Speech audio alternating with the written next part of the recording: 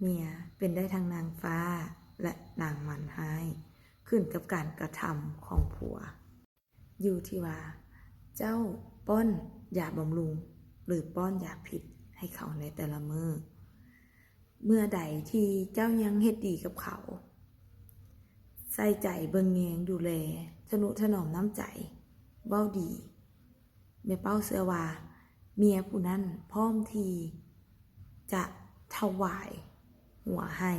เฮ็ดดีให้เจ้าทุกอย่างเจ้าเฮ็ดดีไปให้เขาแค่1อย่างเขาพร้อมเฮ็ดดีตอบกลับมาให้เจ้าเป็น10อย่างแต่เมื่อใดที่เจ้าป้อนยาพิษให้เขาซ้ำๆเมื่อนั้นแหละเจ้าจะเจอนางมันห้าอยู่ในเหือนแบบบ่ฮู้ตัวที่พอเจ้าก้าวเข้าเหือนมาปุ๊บเขาพร้อมที่จะจิกกัดและยิ่งเมื่อใดที่เจ้าเผลอไปเฮ็ดในสิ่งที่ผิดในสิ่งที่บ่ดีในชีวิตคู่เมื่อนั้นแหละเขาพร้อมที่จะเป็นนางห้ายพร้อมเสื้อจะได้ตลอดเวลาแล้วเมื่อนั้นเจ้าจะฮู้สึกว่ายิ่งอยู่ไป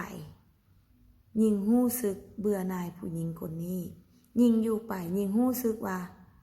บ่แม่นคนที่เฮาเคยหักบ่แม่นคนที่เฮาอยากอยู่นำแล้วความหักนั้นมันจะค่อยจืดจางไปและเจ้าก็จะมีคำถามว่าผู้หญิงที่เฮาเคยหักหายไปไสผู้หญิงที่คอยเว้าดีใส่ใจดูแลนำเฮาบ่แม่นผู้หญิงที่ปากร้ายพร้อมจิกกัดหรือพร้อมโจมตลอดเวลาผู้หญิงที่ใส่ใจดูแล